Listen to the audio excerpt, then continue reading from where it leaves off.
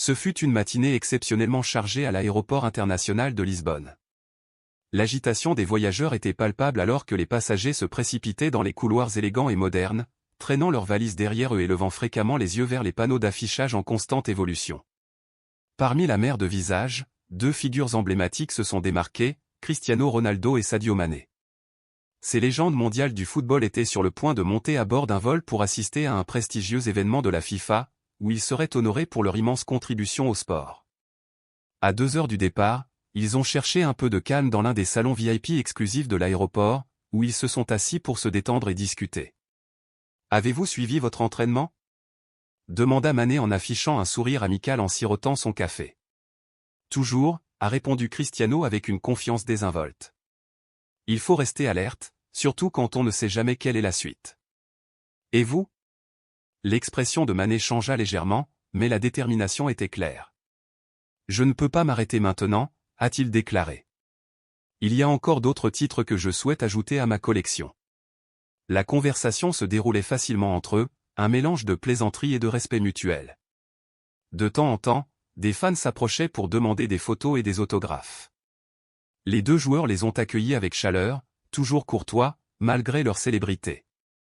Mais leur agréable échange fut bientôt interrompu par un spectacle inquiétant près des portes d'embarquement.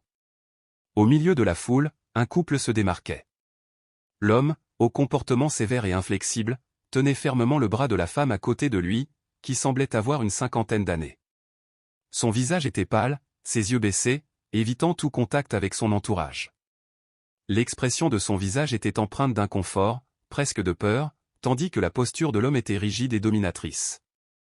Cristiano fronça les sourcils, ses yeux se plissant alors qu'il observait le couple. La femme essaya de s'éloigner pendant un bref instant, mais l'homme la tira immédiatement en arrière, resserrant sa prise. « Tu vois ça ?» murmura Cristiano en se penchant légèrement vers Mané. « Oui », répondit Mané en suivant le couple du regard.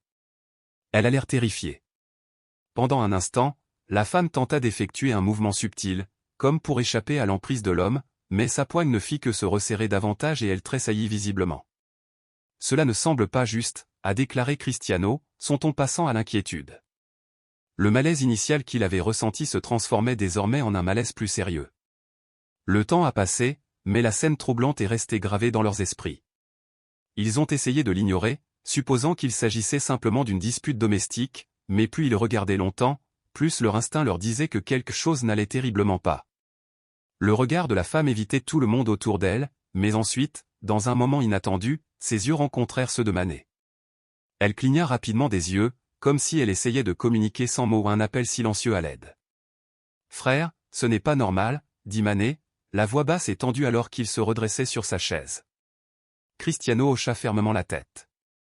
Son instinct a toujours été vif, et ils lui ont dit que lorsque quelque chose ne va pas, c'est généralement le cas. Il se leva, résolu, et commença à marcher vers le couple, suivi de près par Mané. « Excusez-moi » cria Cristiano, sa voix calme mais autoritaire. L'homme se tourna vers lui avec un mélange de surprise et de méfiance, tandis que les yeux de la femme s'écarquillèrent sous le choc. « Êtes-vous Cristiano Ronaldo ?» demanda l'homme, forçant un sourire serré qui n'atteignit pas vraiment ses yeux.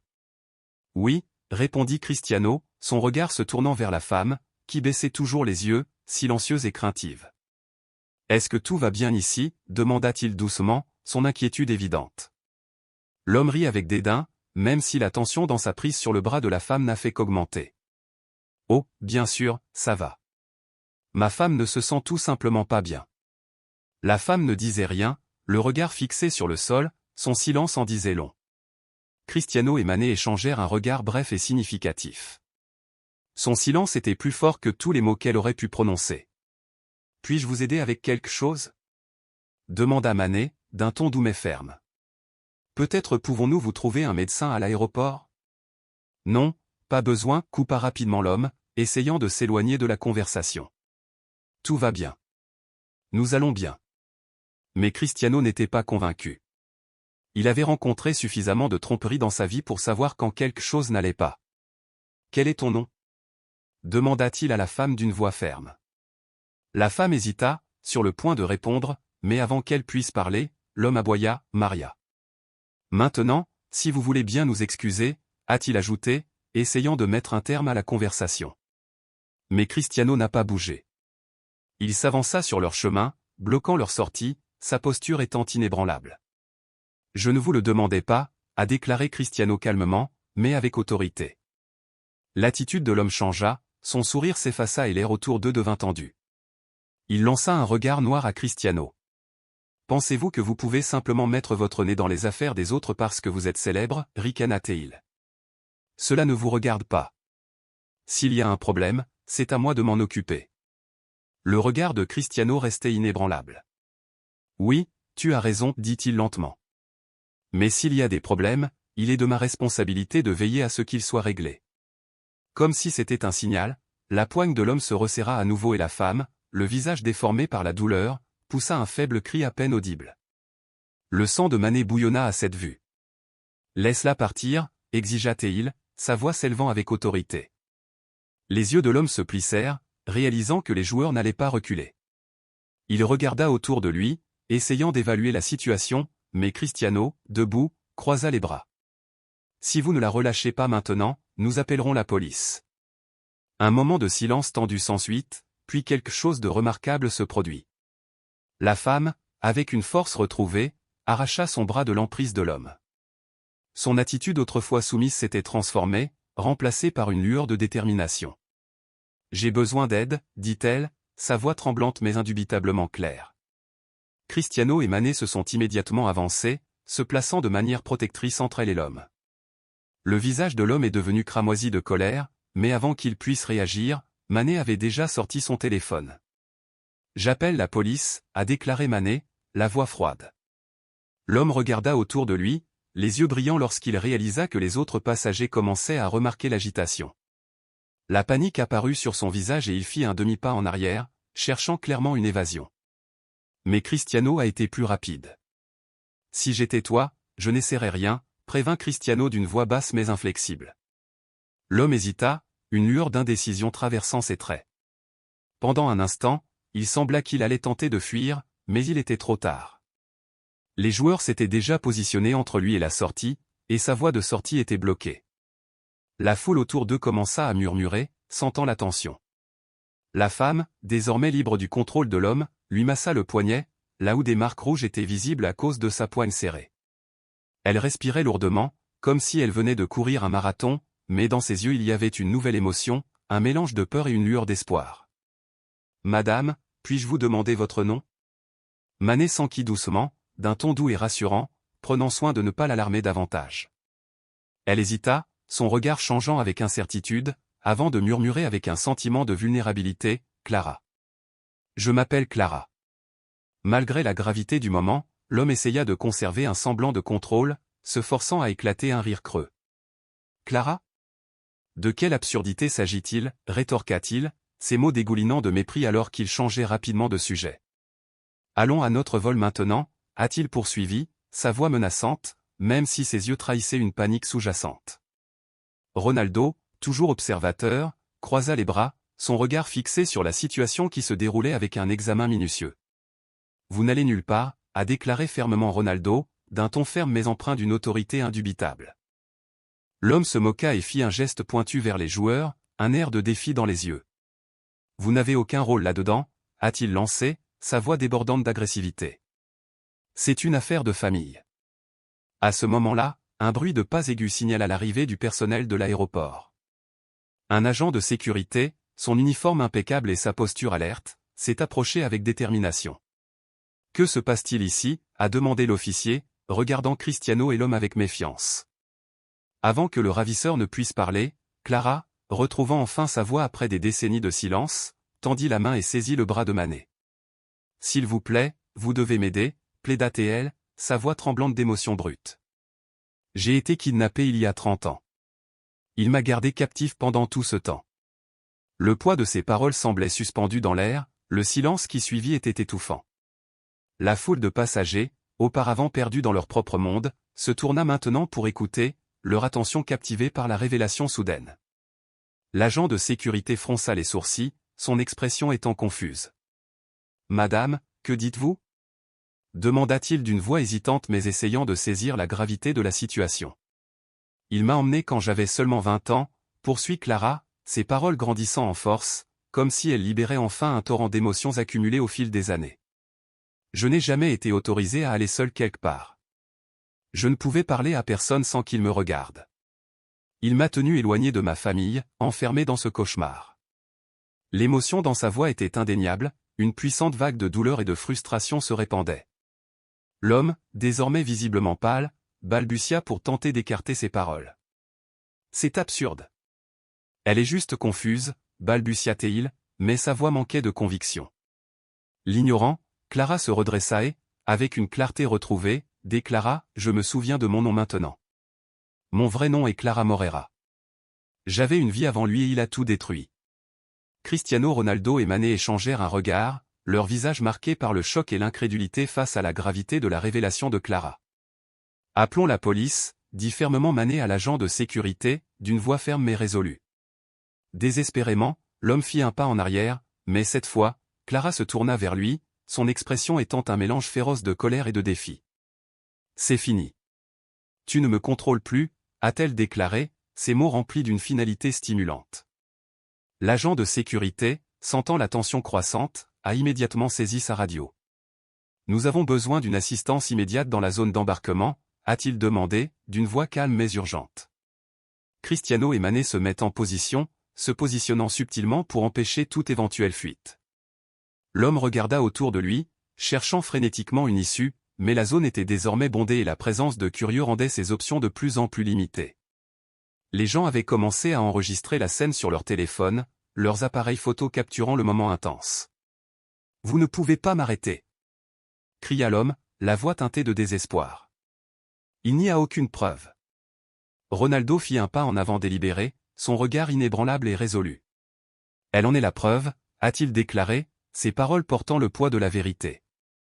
À cet instant, Clara, qui avait tenu le coup jusqu'à présent, se mit à sangloter de manière incontrôlable. C'était comme si le fardeau émotionnel de 30 ans de captivité avait enfin trouvé sa libération. Mané, toujours solidaire, posa une main rassurante sur son épaule, sa présence étant une promesse silencieuse de sécurité. « Es-tu en sécurité maintenant ?» demanda-t-il doucement, la voix pleine d'inquiétude. Quelques minutes plus tard, la police est arrivée, 2 agents se dirigeant rapidement vers les lieux. Ils ont immédiatement demandé l'identité de l'homme. Il a hésité, mais n'ayant pas d'autre choix, il a remis sa carte d'identité à contre-cœur. L'un des agents a alors tourné son attention vers Clara. « Madame, est-ce l'homme qui vous a kidnappé ?» demanda-t-il d'une voix calme mais autoritaire. Clara hocha la tête, ses mains tremblantes pendant qu'elle parlait, ses yeux fixés sur l'homme qui contrôlait sa vie depuis si longtemps. « Oui. Je n'ai jamais oublié son visage. » L'officier échangea un rapide regard avec son partenaire avant de se retourner vers le ravisseur. « Vous êtes en état d'arrestation », déclara-t-il catégoriquement. L'homme a tenté de protester, mais les policiers n'ont pas perdu de temps pour lui passer les menottes et l'escorter de force. Alors qu'il était conduit vers la sortie, il lança un dernier regard venimeux à Clara. « Vous ne seriez pas parti sans leur aide, n'est-ce pas » ricana-t-il. Clara releva le menton, une force inattendue la traversant alors qu'elle croisait son regard. « Et c'est exactement pourquoi je suis reconnaissante, » répondit-elle, sa voix étant ferme avec une nouvelle autonomie. La scène dans le hall, autrefois remplie de murmures, a soudainement éclaté en applaudissements. Les passagers et le personnel de l'aéroport ont célébré le courage de Clara et les actions rapides de Cristiano et Mané. Clara, submergée d'émotion, regarda les 2 hommes qui avaient rendu sa liberté possible. « Merci », dit-elle, sa voix pleine de gratitude. « Merci de m'avoir donné le courage de m'échapper. » À ce moment-là, l'un des agents s'est approché de Cristiano et Mané. « Nous devrons la prendre pour une déclaration », a-t-il déclaré en jetant un coup d'œil aux 2 joueurs. « Vous étiez tous les 2 témoins, voudriez-vous l'accompagner ?»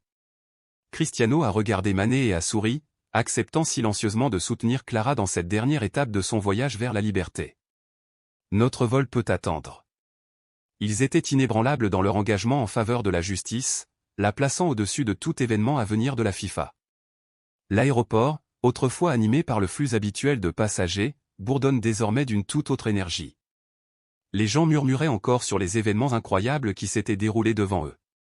Certains fouillaient probablement leur téléphone, plongeant plus profondément dans l'histoire poignante de Clara, tandis que d'autres restaient fascinés par les nouvelles de Cristiano Ronaldo et Sadio Mané, des héros qui venaient d'effectuer un véritable sauvetage.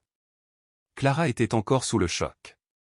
Elle tenait un verre d'eau, qu'un employé de l'aéroport lui avait gentiment offert, même si ses mains tremblaient légèrement lorsqu'elle le tenait. Son visage, autrefois saisi par la terreur, s'était adouci. Un sentiment de soulagement commençait à émerger, comme si le poids de 3 longues décennies de tourments était enfin soulagé de ses épaules. Cristiano Ronaldo et Sadio Mané étaient assis à ses côtés dans une pièce calme et privée, loin de la frénésie. Il s'agissait de sa première rencontre avec la police, qui s'apprêtait à recueillir sa première déposition.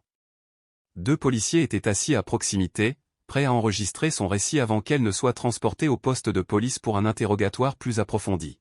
« Comment te sens-tu » a demandé Mané, sa voix calme et apaisante, procurant un sentiment de réconfort au milieu de la tourmente. « Pour la première fois depuis des années, je vais, bien, répondit Clara, sa voix à peine au-dessus d'un murmure mais remplie d'un nouveau sentiment d'espoir. Cristiano Ronaldo la regardait pensivement pendant un moment avant de lui demander gentiment « Avez-vous quelqu'un à qui vous adresser ? De la famille, des amis ?» Les yeux de Clara se remplirent à nouveau de larmes, même si ce n'étaient pas des larmes de désespoir. « Ma famille.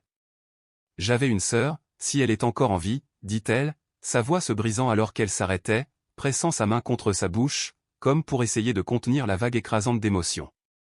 Le policier à côté d'elle a rapidement sorti un bloc-notes.